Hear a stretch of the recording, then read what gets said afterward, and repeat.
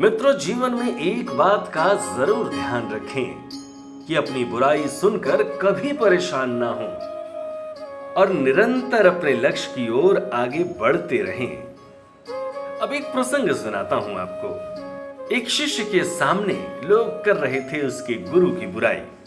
शिष्य ने अपने गुरु को यह बात बताई तो उन्होंने सुनाई हाथी की कहानी। एक लोक कथा के अनुसार पुराने समय में एक संत अपने शिष्य के साथ एक गांव में रुके। कुछ ही दिनों में संत की ख्याति आसपास के क्षेत्र में फैल गई। अब उनके प्रवचन सुनने और दर्शन करने के लिए दूर दूर से लोग आने लगे।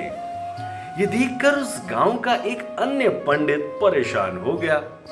उसे लगने लगा कि इस संत की वजह से मेरे भक्त कम हो जाएंगे और फिर मेरा जीवन यापन कैसे होगा। पंडित जी ने संत का दुष्प्रचार करना शुरू कर दिया। वो लोगों के सामने उस संत की बुराई करता था। एक दिन संत के शिष्य को ये बातें मालूम हुई तो उसे बड़ा ही गुस्सा आया। वो तुरंत ही अपने गुरुजी के पास पहुंचा और पूरी बात बताई। संत ने शिष्य की बातें सुनी और कहा कि उसे छोड़ो। अगर मैं उस पंडित से वाद विवाद करूंगा तो इससे ये सब बातें फैलना बंद नहीं होंगी, इसलिए उसकी बातों पर ध्यान नहीं देना चाहिए। संत ने देखा कि शिष्य का क्रोध शांत नहीं हुआ। तब उन्होंने कहा कि जब जंगल का हाथी गांव में आता है तो उसे देखकर सभी कुत्ते भौंकते हैं, लेकिन हाथी पर इसका कोई असर नहीं होता।